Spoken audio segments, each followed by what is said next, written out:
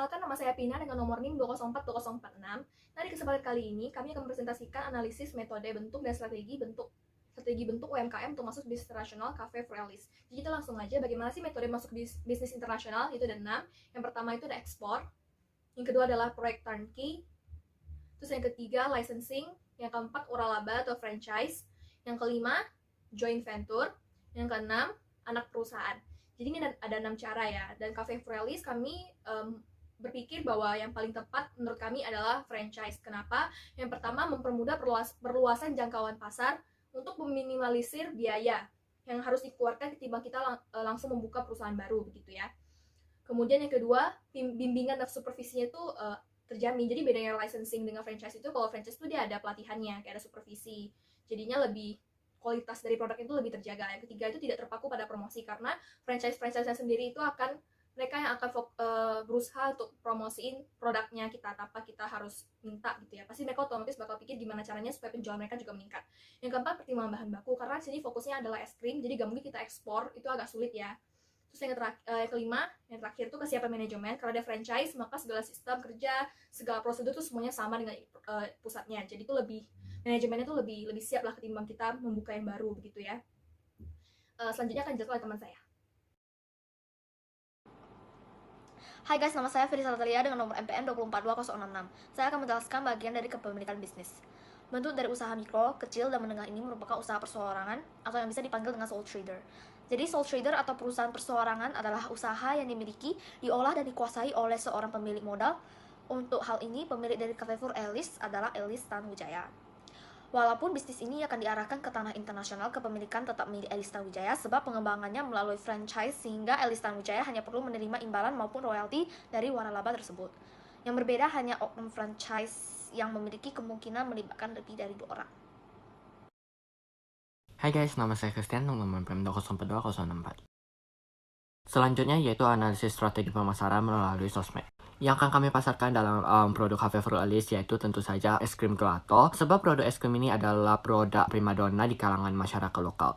Selain itu, negara tujuan yang akan kami menjadi landang franchise yaitu negara Cina. Berdasarkan CNN di Indonesia, negara Cina merupakan negara yang paling suka dengan cemilan manis. Tentu saja, jika dikatakan dengan cemilan manis, otomatis yang kita pikirkan yaitu es krim. Es krim ini dikonsumsi oleh negara Cina sebanyak 4,3 miliar liter dalam setahun. Berikut ini ada beberapa strategi melalui sosmed yang akan kami gunakan untuk kemajuan franchise di negara Cina. Antara lain, yang pertama yaitu melalui sosmed yang sering digunakan oleh masyarakat Cina. Ketika kita mengatakan sosmed yang sering digunakan oleh masyarakat Cina, otomatis yang pertama yaitu Weixin.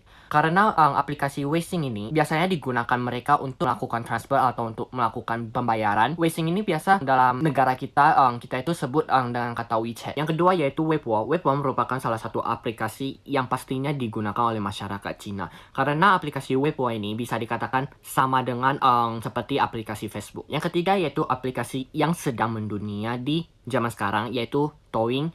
Douyin ini sama dengan seperti TikTok. Pengguna Douyin ini sudah mencapai 200 juta dalam jangka 4 tahun.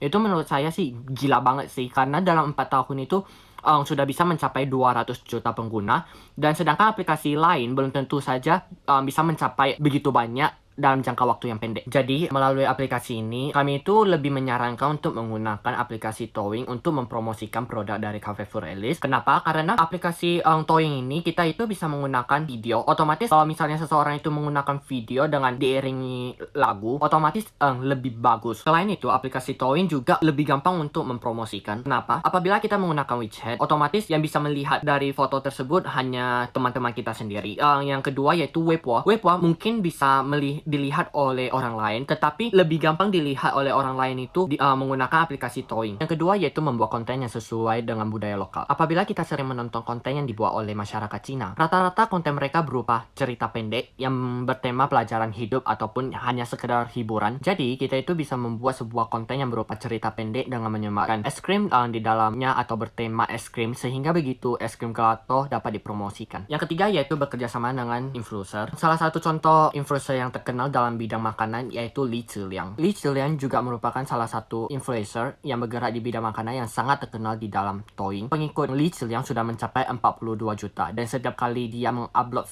video baru, orang yang men-like pasti melewati dari 10.000. Bandingkan orang yang like itu sudah mencapai 10.000. Otomatis orang yang menonton video tersebut pasti melewati dari 50.000 bahkan lebih. Jadi kita menggunakan endorsement dari Lee Zhiliang itu bahkan lebih menguntungkan pihak kita. Karena memang kita membayar Lee Zhiliang dengan harga yang mahal, tetapi orang yang menonton dan lain-lain sebagainya itu banyak banget dibandingkan dengan influencer yang lain. Yang keempat yaitu dokumentasi proses pembuatan es krim ke media sosial. Arti dari yang strategi keempat ini, contohnya kita itu membuat sebuah video pendek yang slow motion mengenai proses pembuatan es krim. Otomatis kalau misalnya kita mengupload ke sosmed, orang yang menonton itu bakal merasa kualitasnya itu bagus banget. Selain itu, kita itu juga menarik perhatian dari customer.